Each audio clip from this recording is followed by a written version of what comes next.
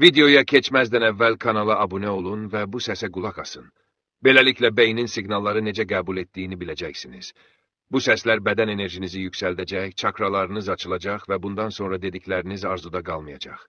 Sadəcə ürəkdən istədiklərinizi deyin.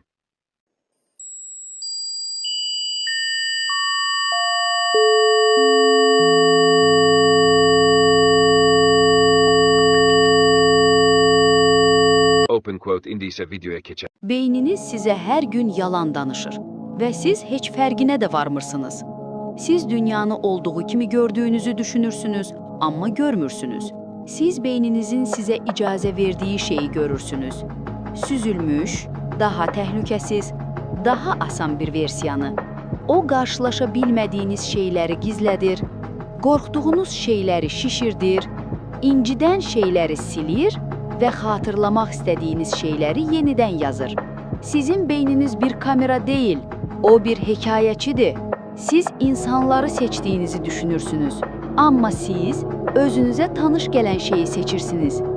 Və ən böyük yalan, sabah, o sizi daha çox vaxtınız olduğuna inandırır. Beləliklə, sahib olduğunuz az şeyi israf edirsiniz.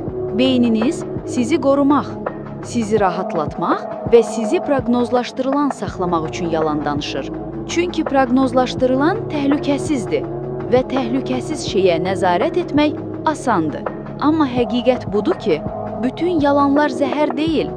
Bəziləri həqiqətə hazır olana qədər sizi sağ saxlayır.